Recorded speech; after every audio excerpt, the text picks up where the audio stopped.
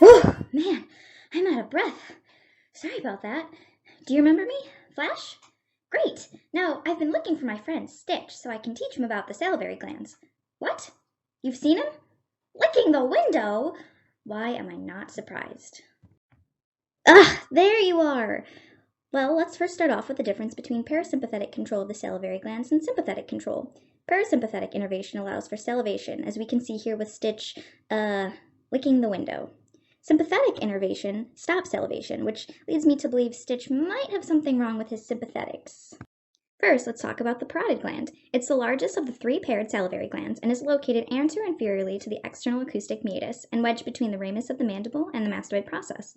The parotid duct passes horizontally from the anterior edge of the gland. It turns medially at the anterior border of the masseter muscle and pierces the buccinator muscle, entering the oral cavity through a small orifice opposite the second molar tooth. The greater auricular nerve, a branch of C2 and C3 of the cervical plexus, provides sensory innervation to the parotid sheath covering the gland, as well as the overlying skin.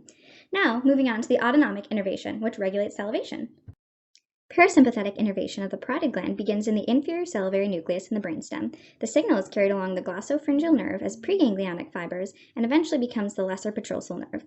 This synapses at the otic ganglion, and the signal continues as postganglionic fibers that hitchhike along the auriculotemporal nerve of V3 until it reaches the parotid gland to signal salivation. Postganglionic sympathetic fibers originate at the superior cervical ganglion, where they travel along the external carotid artery through the external carotid plexus before eventually giving off a branch to the parotid gland to reduce salivation.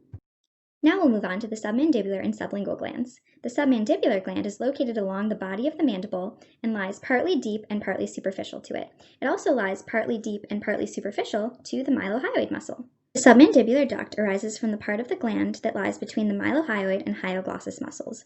The duct runs anteromedially, passing over the lingual nerve to open as a sublingual caruncle located on either side of the frenulum of the tongue.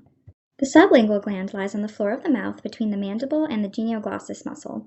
Numerous sublingual ducts open into the floor of the mouth alongside the lingual folds. Finally, let's discuss their autonomic innervation, which, luckily for us, happens to be the same. Parasympathetic innervation begins in the superior salivatory nucleus in the brainstem, and the signal is transmitted along preganglionic fibers via the chorda tympani, a branch of the facial nerve. This hitchhikes along the lingual nerve of V3 before synapsing with postganglionic cell bodies in the submandibular ganglion. The signal is transmitted along postganglionic fibers to both the submandibular and sublingual glands.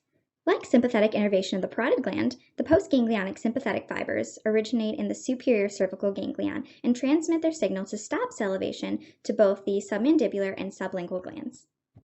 That's all for now, folks. See you next time. Stitch!